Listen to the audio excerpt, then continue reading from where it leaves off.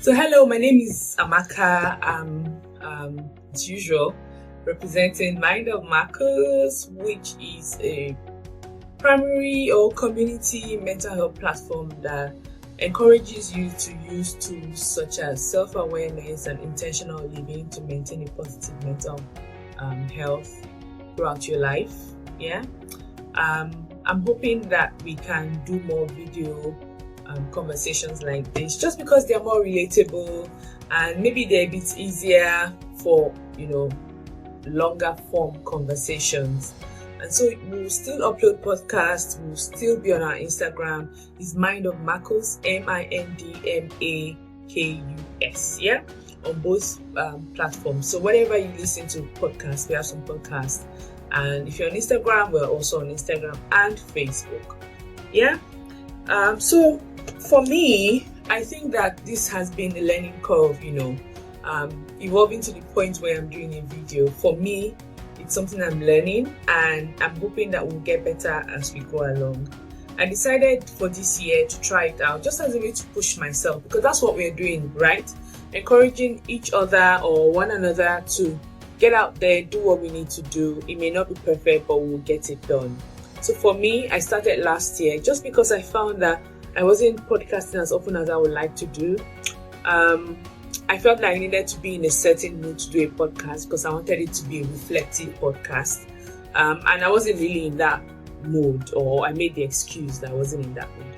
So I thought, okay, Instagram is now doing reels. Let's do reels. And I really liked doing the reels. Those 1 minute short reels, and then sometimes I found myself doing 4-minute videos, and I think people engaged well with it. So I thought, okay, why not then do like a longer form video chat. So here we are, we're doing it. Let's go.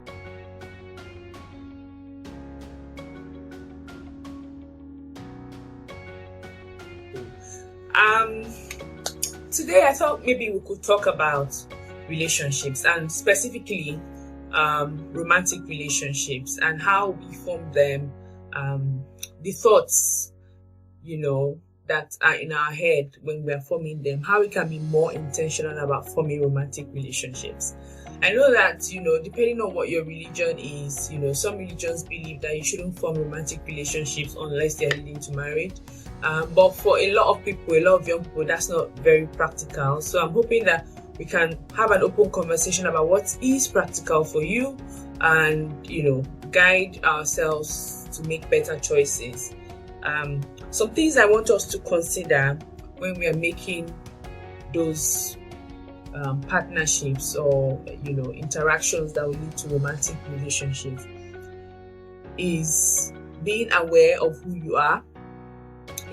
Being aware of what you want that relationship to be, being aware of what you value in relationships, being aware of the kind of things that you would expect from your partner, how you want to be treated, how you want to treat them, because it is a two-way street, isn't it? You need to be aware of what you can give, even as much as you're aware of what you would like to receive.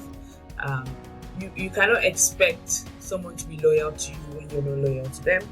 You can't expect someone to spend lots of money on you when you're not happy to spend whatever you have in terms of money on them. So just be mindful of those kind of things, So let's start from, who are you?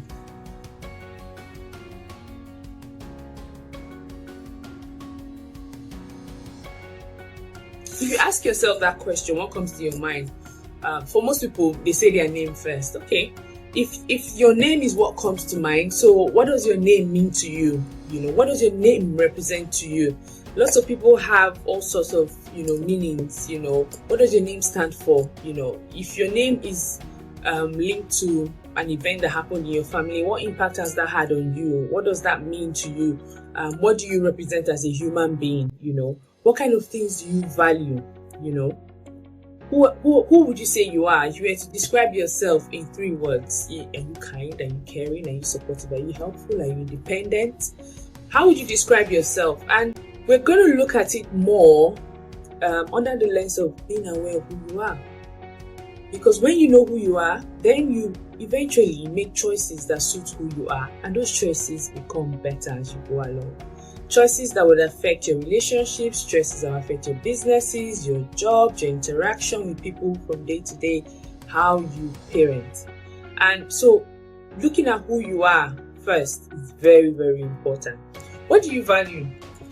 I had an opportunity to do an exercise a few years ago where we were in a class and they asked us to kind of look at our value system. So your personal value system, who are the what are the core things?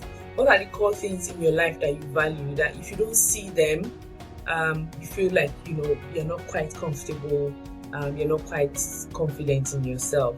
So some people will say things like loyalty, honesty, some people will say integrity, some people will say service, some people will say independence, some people will say, I value play, some people will say I value adventure, spontaneity, fun, and what are your values? What are the things that in your life you value? Some people faith, so if you make a list and think of things you value in your life, and then rank them in order of priority, like, if this is there, I can live with it or I can live without it. Your main three will be the three that you will need to be quite mindful of when you're going into relationships. So if you're somebody that values honesty, you cannot be with somebody that tells you they're going to call you at 8 o'clock and then they don't show or they don't call. It would really, really irritate you because it is one of your core values that is not being honored, and eventually it leads to resentment in the relationship.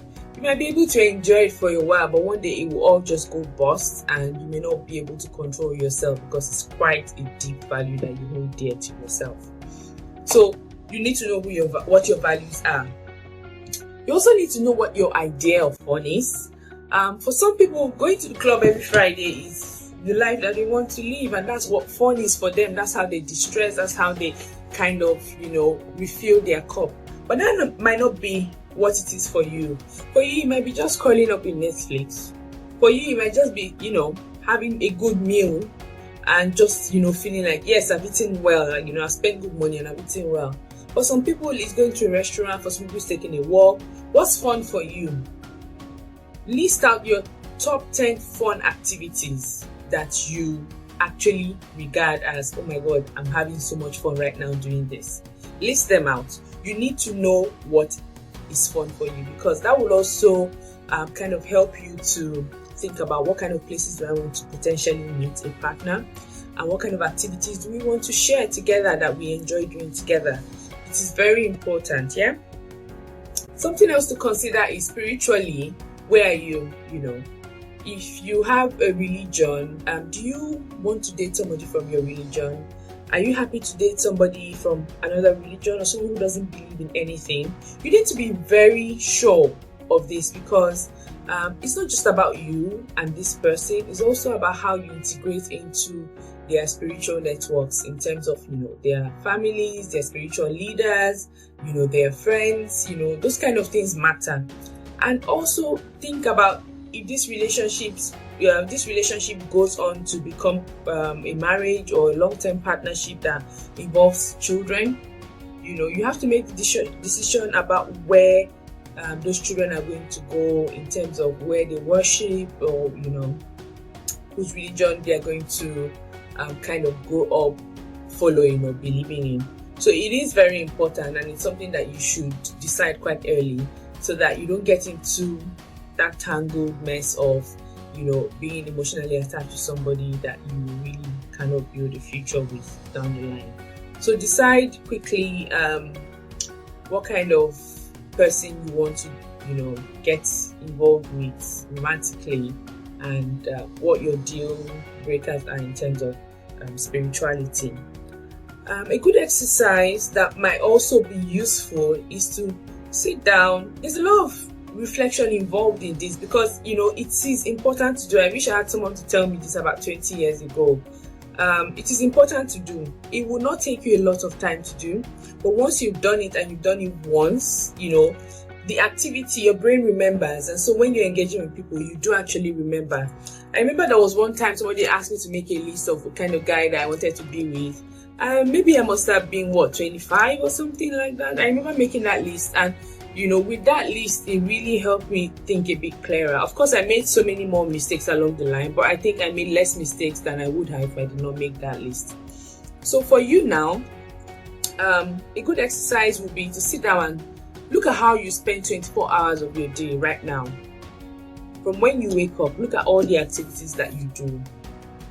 For one day, you can choose a weekend, one day in the weekend, one day on a weekday. Look at what you do, yeah? And then make another list up of, how you would like to spend 24 hours. So your dream 24 hours, what does it look like? What kind of activities would you like to do? This is an aspirational list, Look at what you want to do. For some people, they want to spend time just taking walks. Me, I like going to walks in the forest. I wish I had access to safe forest to do that, but thankfully now, almost 40, I do have access to do that now, and I'm enjoying it. So my list, if I had made a list earlier on, would have contained things like that. It is aspirational. It's like how you want to live the life in the future. Yeah. Make those two lists. My 24 hours now, my 24 hours in my ideal. Yeah.